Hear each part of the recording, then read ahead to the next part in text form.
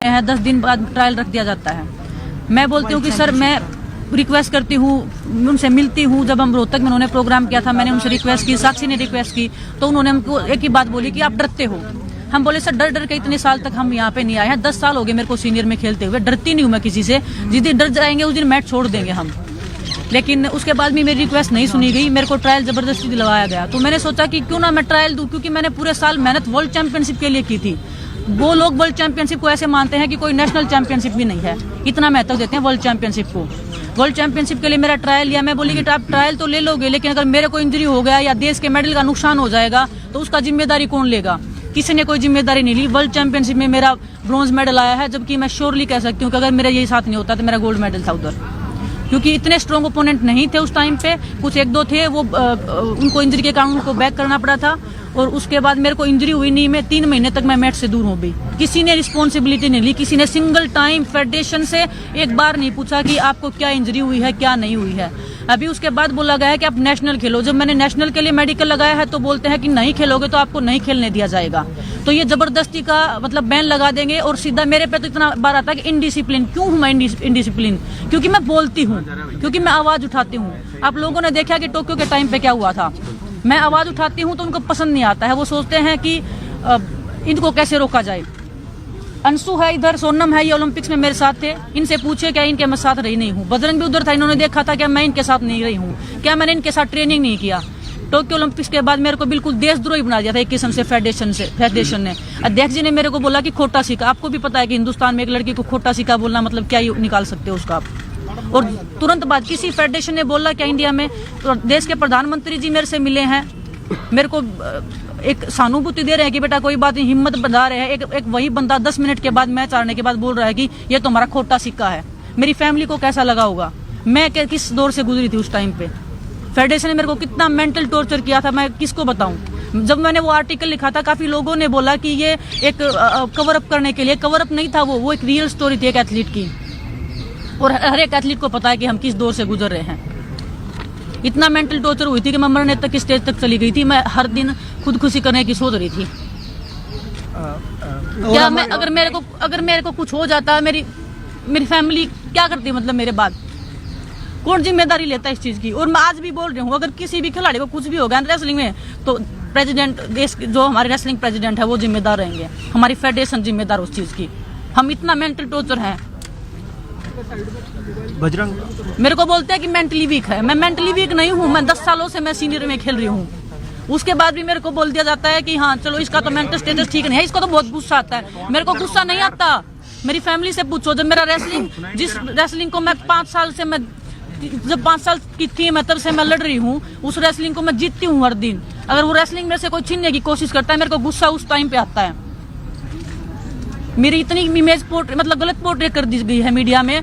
Federation हमारे बारे में इतना नेगेटिव निकलवाती है मीडिया में। हम एथलीट पे कितना मेंटली मतलब इफेक्ट करता होगा उस चीज का। क्या किसी भी फेडरेशन ने इस चीज का कभी रिस्पॉन्सिबिलिटी लिया कि हम एथलीट का मेंटल स्टेटस हम जाने कि क्या है, क्या नहीं है, किस लेवल का है?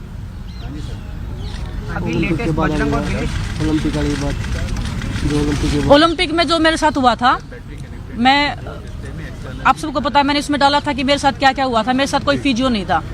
क्या उस टाइम पे हम 4 महिला खिलाड़ियों के साथ में फिजियो जाना जरूरी था, या अध्यक्ष जी का जाना ओलंपिक विलेज में जरूरी था? उनके साथ में जो हमारी विनोद जी सेक्रेटरी हैं उनका जाना जरूरी था, या मेरे साथ, या मेरी जो महिला जो 4 लड़कियां थी उनके साथ में कोई महिला फिजियो का होना जरूरी था? क्या किसी ने उनसे सवाल किया इस बारे में? मुझे दोषी ठहरा दिया गया। जब मैं वेट कम कर रही थी 2 दिन तक, कोई मुझे संभालने वाला नहीं था। मेरे मुंह में पानी की बूंद नहीं थी 2 दिन तक। ये लड़कियां हम आपस में रो रहे हैं कि ये मेरे को बोले कि दीदी क्या करें। मैं बोलूं बेटा मैं क्या करूं? ये लड़कियां जूनियर हैं, ये हमसे जवाब मांगते हैं कि दीदी क्या चल रहा है, ये आप लोग इतने सालों से कैसे सर्वाइव करें? मैं बेटा सिस्टम के साथ मिल क्या लड़ाई करें? हिम्मत कहाँ से लाए? आज ये हिम्मत मिली है तो यहाँ आए हैं। और हिम्मत ये हमारे जूनियर खिलाड़ी हैं जो हमारे साथ खड़े हैं।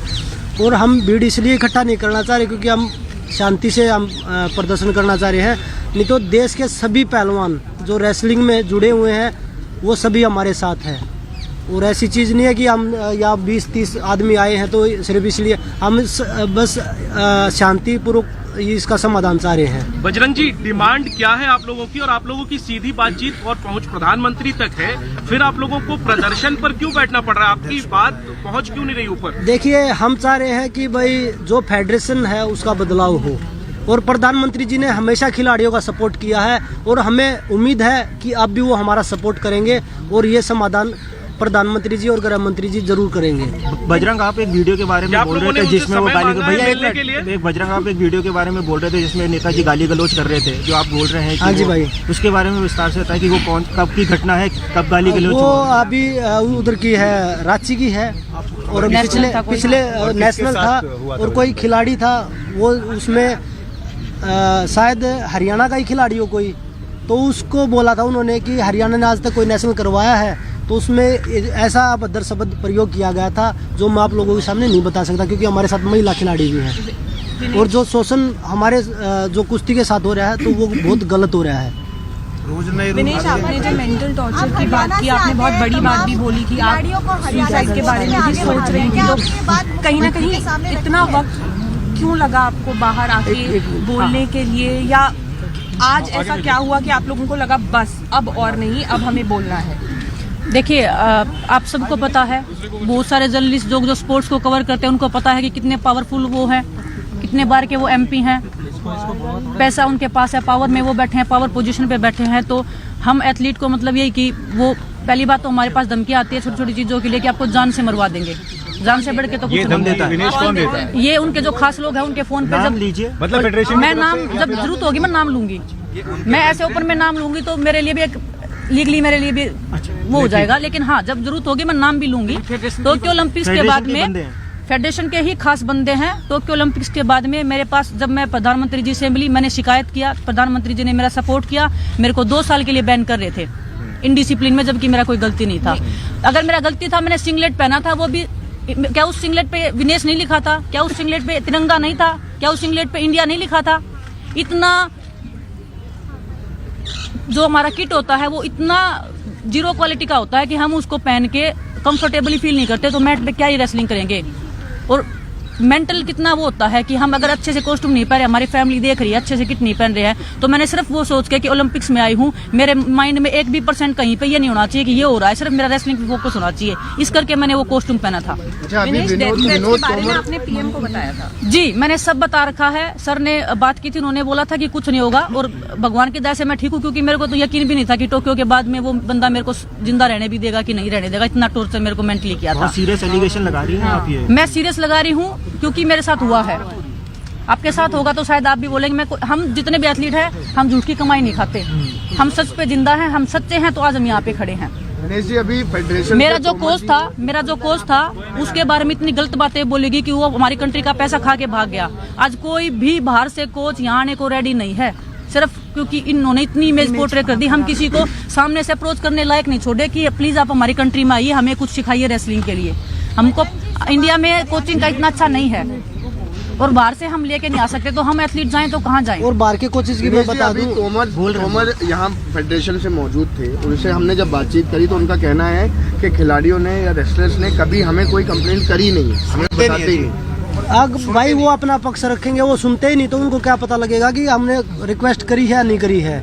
और मेल भी होंगे हमारे पास, उनके पास किए हुए। छोटा सा एग्जांपल है, आप मैं ओलंपिक के बाद से लगातार मैंने नेशनल खेला है, और ऐसा नहीं है कि मैं टूर्नामेंट से भागी हूँ, कोई भी नहीं भागता, इवन विनेश भी नहीं भागती। एक नेशनल के लिए रिक्वेस्ट की थी कि कैंप में नाम डाल दो, क्योंकि कई बार साल थोड़ा एक्टिव हो गया, थोड़ा इंजरी है, तो एक रिक्वेस्ट थी।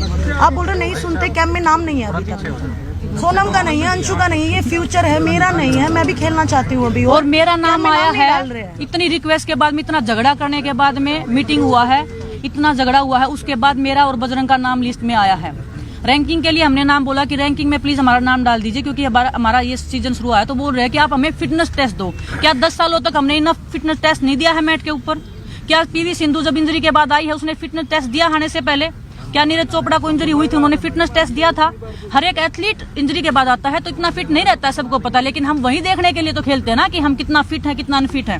तो अब आप लोगों की डिमांड्स क्या है? आप चाहते हैं कि प्रेसिडेंट को रिमूव किया जाए या क्या किया जाए? अगर स्पोर्ट्स मिनिस्टर, देखिए रिक्वेस्ट कर करके हम थक चुके हैं, कितनी बार रिक्वेस्ट करें, क्योंकि कई साल से चल रहा है ये चीजें।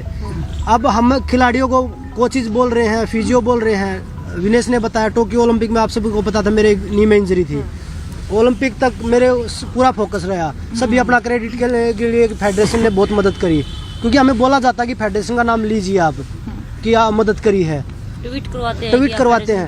तो उन्होंने मेरे से ट्वीट करवाया। टोक्यो ओलंपिक के आने के बाद किसी ने पूछा, 6 महीने तक मैंने खुद ट्रेनिंग करी, खुद रिहैब किया, लेकिन किसी ने नहीं पूछा कि आप कैसे कर रहे हो, डिमांड क्या है। और वही बता रहा हूँ, अभी कोचेज के लिए बोल रहे हैं, फिजियो के लिए बोल रहे हैं। उन्होंने क्या बोला कि भाई इंडिया में कोई फॉरेनर कोच नहीं आएगा। चलो अच्छी बात है, हमारे कोचेज कमजोर नहीं आएगा, पर अपनी खुद ही पर्सनल एकेडमी में वो फॉरेनर कोच लेके आ रहे हैं, जब हमारे इंडिया में कोच नहीं है। जो पर्सनल चीजें होती हैं उनमें तो वो बेस्ट से बेस्ट करेंगे, और जो खिलाड़ी हैं जिनको चाहिए होता है उनको वो बोला हमारे इंडिया में बेहतर कोच हैं। डिमांड बताइए बजरंग। डिमांड यही है कि खिलाड़ी बैठे हैं आज। देखिए ये हमारे साथ हो रहा है, जो कई साल से रिजल्ट दे रहे हैं। हम 2013 से मैं सीनियर कैंप में हूँ, 2012 में आया था मैं, तब से रिजल्ट दे रहा हूँ, और विनय सर भी तब से हैं। तो आज तक हमने कोई ऐसा टूर्नामेंट नहीं किया हमने देश के लिए मेडल ना जीता हो। हमारी डिमांड जो है, हम वो उनको ये नहीं बोल रहे कि हमारा घर बना के दीजिए आप, या हमारे को अच्छी गाड़ियाँ दीजिए। जो रेसलिंग के रिलेटेड होती है वही चीजें हम उनसे मांगते हैं, वो हमारी पूरी नहीं हो पाती। जैसे कि अच्छे कोच जो नेशनल कैंप में जो कोच होते हैं, मैंने इतना रिक्वेस्ट किया अभी चीफ कोच के लिए, जो कोचेज होते हैं वो खुद लड़कियों का शोषण करते हैं, महिला कोचों के साथ में बुरा बर्ताव करते हैं। ये जो बात आप कह रही हैं विनेश जी, शोषण वाली, ये आपके जानकारी में कुछ ऐसा आया है? मैं नेशनल कैंप है, जी, जूनियर्स का जी, है, जी, कोई जी, सीनियर खिलाड़ी है? नेशनल कैंप्स में जो कोचेज होते हैं, सभी कोच नहीं है उसमें, लेकिन कुछ कोचेज हैं जो फेडरेशन के खास हैं, जो खुद शोषण करते हैं, महिला कोचों के साथ में गलत व्यवहार करते हैं। उसकी मैंने आवाज उठाई है इस बार, और उसके बावजूद भी वही चीफ कोच नेशनल कैंप में लगाए गए हैं। अच्छा, हाँ जी, जी। एक आपने कोचेस की बात बोली, दूसरा और जी डिमांड, और वही कोचेज जो कैंप में लड़कियां होती हैं उनके साथ में बातचीत करवाते हैं लड़कियों की, शोषण करवाने के लिए ही। और अध्यक्ष जी ने खुद पता नहीं कितनी लड़कियों का शोषण किया आज तक। आप खुद कह रहे हैं कि आप उन्होंने सेक्सुअल हैरेसमेंट आप किया। बहुत सारे जो स्पोर्ट्स जर्नलिस्ट हैं उनको पता है, उनके पास कोई प्रूफ नहीं है, कोई बोल नहीं पाता है। बहुत सारे जर्नलिस्ट लोगों ने मैं बोला है जी, सेक्सुअल हैरेसमेंट। जी, जो कोचेज होते हैं जो हमारे वुमेन्स कैंप में, उनमें से कुछ कोचेज, सभी नहीं है, महिलाओं के साथ भी और लड़कियों के साथ भी, और वही लड़कियों से बात करवाते हैं, और फिर अध्यक्ष जी उनके साथ में शोषण करते हैं। और पता नहीं हजारों तो नहीं बोलूं मैं, 100 लड़कियां, और मैं यहाँ पे जो लोग लड़कियां बैठी हैं उसमें से 1-2 लड़की के साथ भी ये घटना हुई है जी। यहाँ पे जो बैठी हैं जी, पहले क्यों नहीं आवाज उठी जी, इस बार? आप कितने पावरफुल लोग हैं जी, भाई आप कितने पावरफुल लोग विनेश ने हैं। बताया कि मारने तक की धमकी है। आज मैंने बोला है, मेरे को नहीं पता कल मेरी लाइफ रहेगी नहीं रहेगी। विनेश माफ कीजिएगा सवाल पर ये हद हो गई बहुत ज्यादा। जब आप बोल रहे कि यहाँ पे कुछ लड़कियां बैठी हैं, क्या हुआ उनमें से जी कौन? जी नहीं, हम टाइम आने पे बोलेंगे ना, जो चीज देखिए, नहीं, नाम नहीं लेंगे हमारी किसी का भी भी, इज्जत हमारी है। भी इज्जत है। लेकिन हम आप लड़कियां हैं, इतना हम serious हिंदुस्तान allegation लगा रही में है सीरियस एलिगेशन सर हम ऐसे नहीं लगाते। लड़कियां हमारी इज्जत है, और इतना हम बड़ा देश के लिए, ऐसे हम देश हमारे को ऊंची नजरों से देखता, हम अपने उनकी नजरों में और गिरवाने के जब लिए कोर्ट से आएंगे या किसी भी थ्रू आएंगे तो वो चीजें वो सब चीजें हम बताएंगे। जरूर बताएंगे। नाम और भी इतनी बताया कम से कम मैं 10 से 20 लड़कियों के नाम बता सकती हूँ नेशनल कैंप में, जो मैंने आज तक 10 सालों में जो देखा, जिन्होंने अपनी स्टोरी मेरे को बताई है बैठ के सामने कि हमारे साथ ऐसे ऐसे हुआ है, ऐसे ऐसे हुआ। लेकिन उस लड़कियों में इतनी हिम्मत नहीं है सामने आने की, क्योंकि फैमिली बैकग्राउंड अच्छा नहीं है, क्योंकि वो इनसे लड़ नहीं सकती, क्योंकि पावरफुल नहीं है। और हम आज इतनी इस हद पे हैं कि हम नहीं चाहते कि मेरे को आज कुश्ती खत्म कर दो भगवान की दया से, मेरे पास घर है, खाने को रोटी है, लेकिन मैं नहीं चाहती कि हमारी आने वाली जनरेशन इस दर्द से गुजरे या इस दौर से गुजरे, इस दलदल में फंसे। रेसलिंग को बचाने हम यहाँ पे आए हैं। सिर्फ हमारी मोटिवेशन है कि हमें लड़कियां, मैं लड़की हूँ, हमें क्या, हम तो 1-2 साल और कर लेंगे, ठीक, हम काफी सीनियर्स हैं, लेकिन हमारे आगे आने वाला भविष्य, हम अपनी भविष्य कुश्ती क्या को है? बचाने के लिए लड़ रहे हैं। हाँ, हम अपने लिए नहीं लड़ रहे हैं, हम यही अपनी है। कुश्ती को बचाने के लिए लड़ रहे हैं। कि मेडल्स क्योंकि आए हैं और आप आगे लोगों ने और हमें ज्यादा बहुत मेडल्स प्यार आए। दिया, देशवासियों ने खूब प्यार किया है, और हमने हर जगह मेडल जीता है। भगवान करे हम 2024 है उसमें भी हम देश के लिए मेडल जीते। पर जो टॉर्चर चल रहा है खिलाड़ियों के ऊपर, उस हिसाब से मुझे नहीं लगता कि कुश्ती में रेसलिंग कुछ भी मेडल होने वाला, आ आगे सकता बढ़ने है। वाला। विनेश, आपने अभी बोला कि हम पहले इसलिए नहीं बोल पाए क्योंकि उनके पास रुतबा भी है, पावर भी है, पैसा भी है। जी। सडनली अब जो आपकी हिम्मत है, जी। ये हिम्मत कैसे आप लोगों ने जुटाई, अभी बात कर रही है। सर, जब सिर से पानी सिर से ऊपर निकल जाता है, अभी हमारे पास जिंदा रहने को कुश्ती है और कुश्ती हमें वो करने नहीं दे रहे हैं। मरने हमारे पास एक ऑप्शन है, मरना है तो मरना है, तो कम से कम भला करके तो मरे। इधर रिसेंटली कुछ हुआ है क्या? इधर कुछ हुआ है क्या जिसकी वजह से? इधर किधर मतलब डेली होता है सर, डेली होता है सर। बहुत जब से अध्यक्ष जी को हम जानते हैं तब से हम यही कहानियां सुन रहे हैं। और मैं बता रही हूँ ना, यहाँ बैठी लड़कियों के साथ भी अगर हुआ है तो उनमें से कोई एक दो तो है ही। हमारा कैंप लखनऊ में होता है, हमने बहुत बार रिक्वेस्ट किया कि सर हमारा लखनऊ में कैंप क्यों लगाया जाता है? हमने प्रधानमंत्री जी से लेके हमने खेल मंत्री जी से ले, हमने सबको रिक्वेस्ट करके हमने लेटर भी बना है वहाँ शोषण इजिली और उनका वहाँ रीच इजिली। मोस्टली रेसलर है या यूपी से है या इधर से है, हरियाणा से है सब, अलाउड नहीं है, पेरेंट्स अलाउड नहीं है। हमारी निजी जिंदगी में दखलंदाजी करते हैं कि मैंने किससे शादी कर ली, कौन मेरा बॉयफ्रेंड है, कौन मेरी गर्लफ्रेंड है, बजरंग ने किससे शादी कर ली, अभी शादी क्यों कर रहे हो। मतलब हमारी निजी जिंदगी में भी उनका दखलंदाज जितना है कि हमारी फैमिली तक की उनको खबर रहनी चाहिए कि हमारी फैमिली में भी कौन जी रहा है, कौन मर रहा है। अब कब तक आप लोग प्रोटेस्ट पे हैं? आगे जब तक उनको नहीं हटाया जाएगा बिल्कुल, और हम ये कुश्ती का भविष्य है, ये सुरक्षित हाथों में नहीं जाएगा तब तक हम यहीं हैं, चाहे हमें मरना पड़ जाए, जीना पड़ जाए। ये धरना कंटिन्यू रहेगा। ये साल बहुत इम्पोर्टेंट है जब भाई देखिए, तो क्या कम्प्लीटली बिल्कुल भाई, हम कोई भी टूर्नामेंट नहीं खेलेंगे चाहे, क्योंकि हम अपनी कुश्ती का भविष्य अंधकार में नहीं डाल सकते। अगर हमने आवाज उठाई है तो हम अपनी कुश्ती को दोबारा से जिंदा करवा के ही छोड़ेंगे, चाहे उसके लिए हमें कुछ भी करना पड़े। जब तक W5 प्रेसिडेंट को नहीं हटाया जाता है, आप में से कोई भी किसी भी कंपटीशन में पार्ट नहीं लेगा। कोई बात नहीं, धरने पे बैठे रहेंगे। यही आप रहेंगे। बताइए ना, जो बंदा इतने सब अगर कर्म कर रहा है, इतने अच्छे कर्म जो कर रहा है, उसको अध्यक्ष पद पे रहने का एक है क्या अधिकार है? कितनी ही मैं बता रही हूँ, कितनी ही लड़कियों की स्टोरी मेरे को पता है जिन्होंने सामने बैठ के रो के हमें स्टोरियां सुनाई है नेशनल कैंप में, लेकिन हम कर क्या सकते हैं? बजरंग, विनेश, आपने स्पोर्ट्स मिनिस्ट्री से कोई बात करने की कोशिश की है? कुछ बात हुई है वहाँ पर? अभी हमने किसी से बात नहीं करी है, और अभी हम कॉन्फ्रेंस आप लोग पहुंचाएंगे वो चीजें, तो वो सभी देखें। हमारी रिक्वेस्ट सिर्फ प्रधानमंत्री जी से और गृह मंत्री जी से है कि हम उनसे मुलाकात करके हम अपना सारा जो आप नाम पूछ रहे थे, हम उनके सामने वो चीजें बता भी सकते हैं, और वो ही इस चीज मुद्दे को हटा सकते हैं। मतलब लड़कियों के नाम जो जिनके साथ जी जी जी। बजरंग, ये भी है कि आप जहाँ तक देखा गया है कि जब कभी भी है ना खिलाड़ी फेडरेशन के अगेंस्ट में आके खड़े हो जाते हैं तो फेडरेशन उनके पीछे पड़ जाती है। ठीक है, आप लोगों तो अपने करियर के उस पड़ाव पे है कि जहाँ 1-2 साल और, बट काफी यंग जो आपके साथ अब बैठे हैं, सोनम है, अंशु है, जिनका करियर भी बहुत आगे, वो लोग भी कहीं। आपको क्या लगता है सर, जिस तरह से शोषण हो रहा है, ये लोग वहाँ तक पहुँच पाएंगे क्या? मैं कितना फेडरेशन करियर खत्म करने पे आ जाती है। मेरा अभी तक ओलंपिक्स में मेडल नहीं आया है, मैं 2024 की तैयारी करी हूँ। मैं कोई बहुत ज्यादा सीनियर या मेरी ओवर एज नहीं हुई है, लेकिन मैं फिर भी आई हूँ ओलंपिक्स के लिए। मैं जी रही मर रही हूँ। अगर मेरा मेडल नहीं आया ना तो शायद मैं ये भी सोचूं कि मैं मर भी जाऊँ उस मेडल के लिए। कोई ये भी बोल रहा है मरने के बाद वो मेडल मिलेगा, वो मरने को भी तैयार उस मेडल के लिए। वो बंदा मेरे को हर दिन मेंटली टॉर्चर कर रहा है, हर दिन हर एक चीज के लिए। हर कोई भी परमिशन है, नाम लेना है, हर दिन पैरों में गिड़गिड़ाओ, भीख मांगो, ये करो वो करो। तो मर्जी हैं जो हमारे रेसलिंग में असिस्टेंट सेक्रेटरी के पोस्ट पे वो बैठे हैं। जो भी बच्चे जाते हैं, कभी उनको गिफ्ट देते हैं, कभी घी देते हैं, कभी दूध देते हैं, कभी पैसे देते हैं, तब उनके नाम डालते हैं कैंप में। कोचेज के नाम डालते हैं इंटरनेशनल कैंप के लिए पैसे लेके। जो टोक्यो ओलंपिक्स में जो वुमेन्स टीम के साथ में जो एक कोच गया था, राजू तोमर, वो उनको वुमेन्स रेसलिंग का कुछ भी नहीं पता, ना कभी वो हमारी टीम के साथ में थे कभी भी, क्योंकि उनको रेलवे में प्रमोशन होना था तो उनको टोक्यो ओलंपिक से भेज दिया गया पैसे लेके। और उसके बाद में हमारा क्या रिजल्ट रहा? 0। ना हमारे साथ फिजियो है, ना हमारे पास कोई भी अच्छा कोच है, तो रिजल्ट क्या रहेगा? अच्छा विनेश, इस बार टोक्यो ओलंपिक्स में वैसे देखिए बहुत सारी बातें हमें पता है, लेकिन कुछ ऐसी चीज जो आप यहाँ बताना चाहें जो अभी पर्दे के पीछे है, जिसका हमारे रेसलिंग के मेडल्स पे असर आया हो? मतलब आप जी, मैंने बता दिया कि हमारे पास फिजियो नहीं था, तो टोक्यो ओलंपिक्स में कोविड के पहले कुछ बोला गया हो आपको ऐसा जिससे आप डिस्टर्ब हुई? जो कोचेज लगाए जाते हैं ना, वो आपको हर दिन ब्रेक करते हैं मेंटली। जो कोचेज हमारे साथ में थे वो मेंटली आपको ब्रेक करें, हर दिन आपको कीड़े की तरह खा रहे हैं, आपको पता भी नहीं लगता कि कब खा गई। आपकी हर चीज को अनडिसिप्लिन करार दिया जाता है। आप पानी भी अगर उनकी परमिशन के बिना पी लिया ना तो आप अनडिसिप्लिन हो उनकी नजरों में। फिर आपको फेडरेशन कॉल करके बोलेगी कि आपने पानी कैसे पी लिया हमारे बिना पूछे। आप ये बताइए, किसी भी फेडरेशन किसी MP की कोठी में है, उसका स्पेशल पर्सनल ऑफिस होता है। पर रेसलिंग फेडरेशन जो है वो प्रेसिडेंट के घर पे है। बट इस बारे में आप लोगों ने कभी भी स्पोर्ट्स मिनिस्टर किसी को संज्ञान में क्यों नहीं लेकर आए ये बात? ठीक है, फेडरेशन प्रेसिडेंट तो पावरफुल है, वही बोल रहे ना, मारने तक की धमकियां आ रही हैं। तो कौन बच्चा खिलाड़ी, कौन बच्चा अगर इस इधर चीज हम पे- जितने भी एथलीट है ना, हमारे साथ अगर कुछ भी होगा ना कल को, तो अध्यक्ष जी मान लेना कि अध्यक्ष जी ने ही किया है।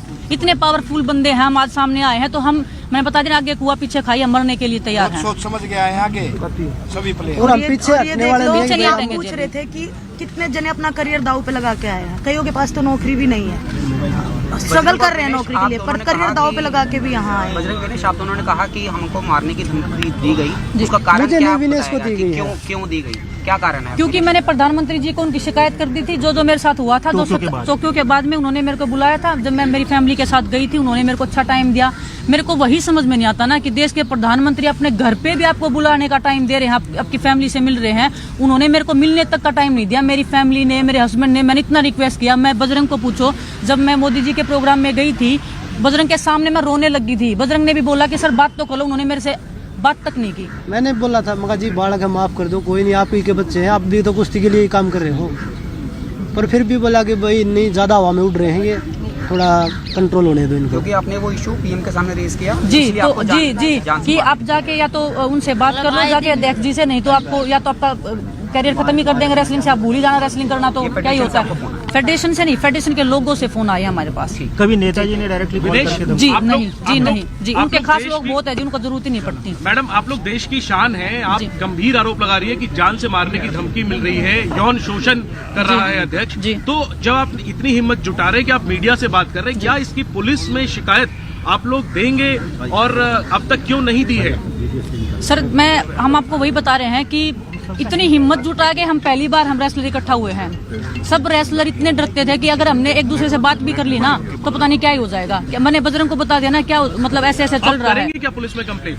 देखिए जितना भी होगा पॉसिबल हम सब कुछ करेंगे। अभी अब इतना ओपन में ही आ गए हैं, क्या तो अभी अपील तो हम करेंगे कुछ प्राइम नहीं कर मिनिस्टर से या फिर स्पोर्ट्स मिनिस्टर से? यहाँ से आप लोग क्या अपील करना जी, चाहेंगे? अपील तो यही है कि स्पोर्ट्स में ऐसे लोग नहीं होने चाहिए, और इतना हरासमेंट जब हमने सहा है तो किसी भी स्पोर्ट्स में ऐसा नहीं होना चाहिए, सिर्फ रेसलिंग में नहीं। और प्रेसिडेंट को जी हटाना चाहिए। जो भी चीज प्रधानमंत्री जी और गृह मंत्री जी जी बात करेंगे, जी जी सिर्फ उन्हीं से रेसलिंग बात करेंगे। फेडरेशन के खिलाफ में हमारी क्योंकि शिकायत है। हम नहीं चाहते कि रेसलिंग का जो भविष्य है वो किसी दोबारा से ऐसे हाथों में जाए। जो खिलाड़ी बैठे हैं यहाँ पे, जो खिलाड़ी हमारे पुराने खिलाड़ी हैं, सभी साथ में, ये नहीं कि हम यहाँ 20-30 लोग बैठे तो हम ही साथ में हैं। अगर हमें भीड़ इकट्ठा करना है ना, हम नहीं चाहते कि भाई यहाँ पे प्रदर्शन करें या लोगों को परेशान करें, हम वो चीज़ नहीं चाहते। तो हम इसलिए चाहते हैं कि भाई एक शांतिपूर्वक जो एक मुद्दा है उसको निपटाया जा सके। नहीं तो अगर भीड़ करनी होगी तो कल को यहाँ 2-3 हज़ार आदमी जो रेसलिंग करते बच्चे, पर हम नहीं चाह रहे क्योंकि उनकी ट्रेनिंग डिस्टर्ब होगी। हम लड़ रहे हैं उन बच्चों के लिए। हमारा कैरियर तो 24 तक का है, ज़्यादा से ज़्यादा 26 तक कर लेंगे, 28 तक कर लेंगे, 28 से आगे तो हम नहीं जाएंगे। पर जो रेसलिंग का जो भविष्य दब रहा है ना, हम उसको बचाने में लगे हुए हैं। यहाँ से आप कब जाएंगे? हम यहाँ से जब जाएंगे जब हमारा फैसला हो जाएगा, न्याय हो जाएगा। और भी रेसलर्स आपकी इस मुहिम में जुड़ेंगे? बहुत रेसलर वेट कर रहे हैं सर, बहुत। अभी हमें किसी को बताया नहीं था। हम नहीं है जो कंपटीशन नहीं खेलेंगे, हम नहीं है प्रोटेस्ट करने वाले, हम सिर्फ एक चेहरा है उनकी कि हमारे फेस वैल्यू है, इसीलिए हम उनके लिए आए हैं। जैसे कि बजरंग ने बताया, हम तो 28 मैक्सिमम 28 तक कर लेंगे। उसके बाद का फ्यूचर जो जूनियर रेसलर है, जो हमारे खुद के अखाड़े में है, उन्होंने तो अपना struggle कर अपने रहे हैं। लड़के को बिठा दिया उपाध्यक्ष बना के। दूसरा जी करण को, शायद करण को बनाया, पता शायद नहीं मेरे को। हाँ किसी उनका- लड़के को बनाया है, पता नहीं मेरे को। जी पता नहीं। तो वो क्या मतलब सारी जो जैसे सारी घर से ही चलाना चाह रहे हैं फेडरेशन को। और लड़कियों की छोटी से भी छोटी चीज है ना, वो हमारी नेशनल कैंप की वो हमारे नेता को पता होती है। चाहे हमारे काम में कुछ भी हो, वो उनको पता होती है। क्योंकि वो जी कोचेज ऐसे लगाए जाते हैं ना कि वो उनको समाचार पत्र बने के, मतलब न्यूज रिपोर्टर बने के उनको मिलते हैं कि विनेश ने आज कैसे किया, क्या किया, कैसे बैठी, कैसे चली, वो तक न्यूज आती है। जो हमारे तोमर जी हैं जी, नेशनल कैंप में जितने रेसलर्स जी, हैं जी। सबके साथ आपकी बात हुई, सब आपके सपोर्ट में यहाँ इसमें सब खिलाड़ी तंग है सभी जी, साथ सब तंग है जी, सब सब किसी- परेशान है। बस वो ये चाह रहे थे कि हमारे आगे कौन खड़ा हो जाए। तो वो हम खड़े हैं जान की परवाह किए बिना, चाहे हमारे साथ कुछ भी हो जाए, हम आगे बढ़ेंगे। अब अभी लेटेस्ट जो नेशनल अभी नेशनल जो लेटेस्ट नेशनल हुआ था, अभी मैं आपको बता दूं, जो अभी विशाखापट्टनम में हुआ था दिसंबर में। पहले दिन ग्रीको रोमन का था, फ्री स्टाइल का था, दूसरे दिन ग्रीको रोमन का था, तीसरे दिन लड़कियों की कुश्ती थी। मैं खुद गया था क्योंकि संगीता वहाँ पे पार्टिसिपेट कर रही थी। उन्होंने सुबह वजन था 8 से 8.5, उन्होंने उसी दिन जो लड़कियों का जो उस दिन कुश्ती थी उस दिन कर दिया 7 से 7.5। एक लड़की है अंतिम जो अभी जूनियर वर्ल्ड चैंपियन बनी थी, उसका वेट नहीं आया। क्यों नहीं आया? क्योंकि उसको टाइम नहीं मिला। 7 बजे रेसलिंग हॉल खुला, 7 बजे वेट शुरू हो गया, तो वेट कहाँ से घटाएगी वो? ऐसे होटल बच्चे के लिए करते नहीं कि भाई जिम की सुविधा, वो ट्रेनिंग कर ले, वजन कम कर ले। तो वो रूल क्या बताया? मगर जी इस लड़की का वजन रह गया। मैंने खुद फोन किया, मैं इस लड़की का वजन रह गया। बोला भाई ज्यादा वो हो जाएगा प्रॉब्लम। मगर जी 8 से 8:30 बजे का टाइम है वो, आप उसको टाइम दो ना। बोला नहीं आज थोड़ा जल्दी है। मैं किस लिए जल्दी? आज बोला टिकट करवा रखी है जाने की वापसी। अरे भाई आप टूर्नामेंट 3 दिन का करवा रहे हो, आप 23 की जगह 25 का करवा रहे हो, 26 की टिकट करवाओ ना आप। रूल होता है कि वेट के बाद आपको 2 घंटे का रेस्ट मिलता ही मिलता है। जो रूल है वे अभी जो रैंकिंग सीरीज करवा रखी है गोंडा में, आज आप सभी पत्रकार गेम को फॉलो करते हैं। अभी हमारा रेसलिंग का किसी पहले दिन वजन होता है? डे टू डे होता है, 2 घंटे बाद कुश्ती स्टार्ट हो जाती है। रैंकिंग सीरीज का उन्होंने कैलेंडर निकाल रखा, पहले दिन 5:30 बजे वजन है। तो उनके खुद के रूल हैं। जो बच्चे उसमें पार्टिसिपेट करते हैं उनसे 1000 रुपए एंट्री फीस ली जाती है। रहने का, खाने का, आने जाने का वो खुद पे करते हैं। तो क्या मिलता बच्चों को? जो स्पॉन्सर बैठे हैं वो इनको दे रहे हैं कि भाई आप बच्चों तक पहुंचाओ, बच्चों तक जो बच्चों के पास है वो वापस ले रहे हैं बच्चों को देने की वजह। सब 1000 रुपए नहीं दे सकते, और अगर 1000 रुपए नहीं दिए तो बैन और फिर माफी भी नहीं मिलेगी। हम भाई समाधान चाहते हैं कि फेडरेशन का बदलाव।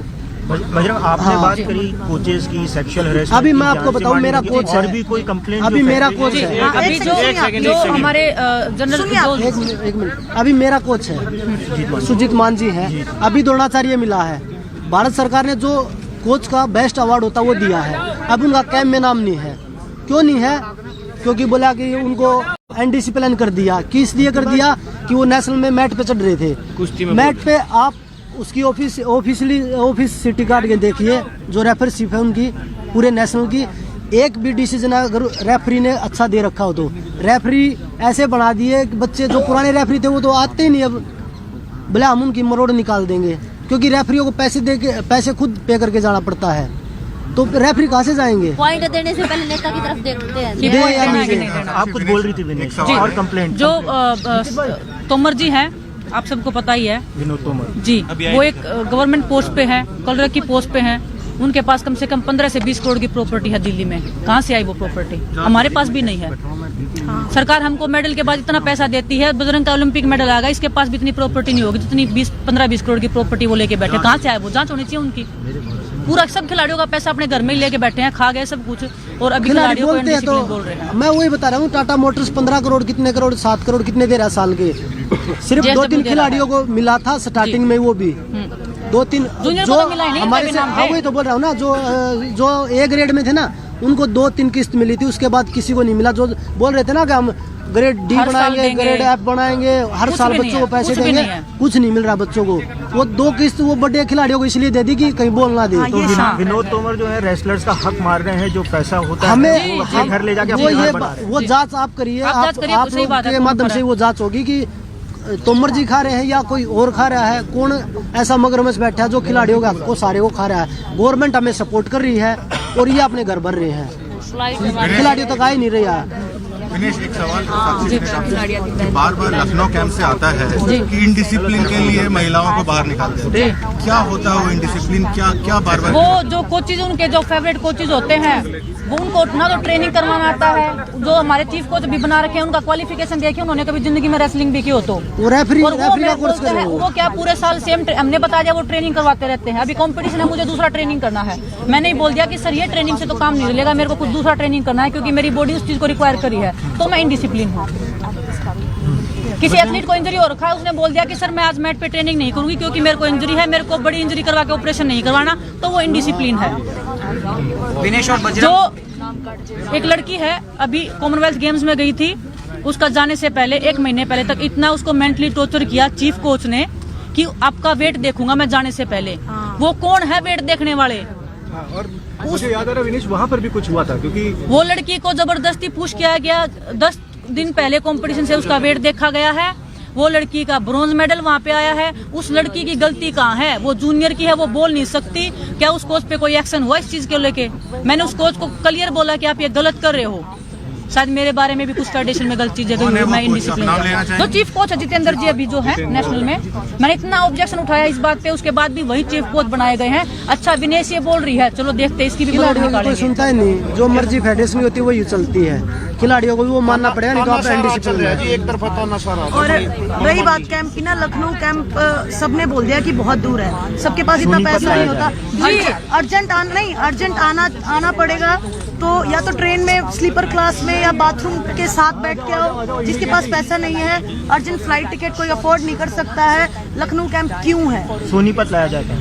कोई पास में लगा जाए ना, दिल्ली लगा ये नहीं बोल रहे सोनीपत लगाओ। नहीं, सोनीपत में क्यों नहीं लगाते? हमारी राजधानी के इर्द गिर्द लगाओ। सोनीपत में करना हो तो इजीली कर सकते हैं। जो मेंस जो टीम है उसके साथ में क्यों नहीं लगाते हैं कि ये आशिकी लड़ाएंगे? क्या स्पोर्ट्स पर्सन आशिकी लड़ाने के लिए कैंप में जा रहे हैं? अब तक उन्होंने रिजल्ट दिलाया। वो क्या करते हैं? वो खुद का अपना बता रहे हैं कि मैं क्या कर रहा हूँ और हम आशिकी लड़ाएंगे। हम अगर मेंस को कैंप के साथ में है, बजरंग मेरे से इतना सीनियर है, उसको इतना एक्सपीरियंस है, लड़कों का रेसलिंग अलग है, हम कुछ ना कुछ उनसे सीखेंगे ही। और क्योंकि कोचेज कितना फायदा हमें होगा। लेकिन जैसा कि बताया गया है कि नहीं है, क्वालिफाइड कोचेज नहीं है, ये इतना जानता है, कुछ सीखने को मिलेगा। जरूरी नहीं है कि भालगड़ी लगाओ, कहने का मतलब है राजधानी के नजदीक लगाओ कि आने जाने में डिफिकल्टी ना हो, क्योंकि सब लड़कियां अफोर्ड नहीं कर सकती। मीडिया के सामने झूठ थोड़ी ना बोलेंगे हम।